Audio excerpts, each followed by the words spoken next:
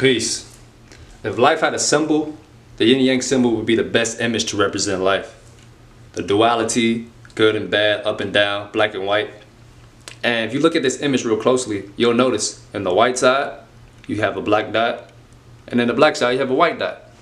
The white side represents good or that light. Thing is, we don't really see the evil being committed when we do good, and we don't see the good being committed when we do evil. I'll explain, listen closely. Religion, it played a huge role in my life. I was a Hebrew Israelite for about most of my teenage years, so the rules and regulations that was put upon me, there were certain things that I couldn't do on certain days, like Saturday. Saturdays were days that it was considered a Sabbath day, where I couldn't go out, and do things that I wanted to do out of my own heart.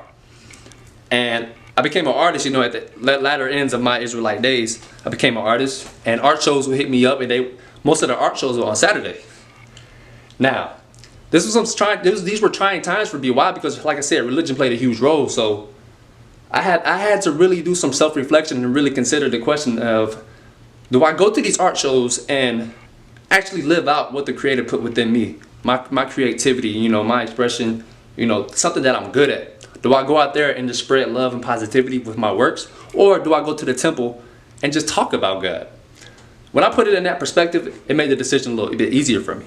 Now you see the evil that's going to be committed in the good. Because if I would have chose the good route and just chose to, listen to the rules and the regulations of a book, listen to what the people around me are telling me, don't do that, just stay here, do what's right, because the Bible states that if you go against this day, your soul should be cut off, you should be put to death. So it was instilling fear inside of me. Or do I go out to these shows, do the good that's in the evil? You see that, because that was outside of my boundary, that was outside of my comfort zone, something that I had no intention of doing. But when I did it, it was the best thing that ever happened to me in that moment. It revealed my growth. It revealed who I was as a person. It taught me something about myself.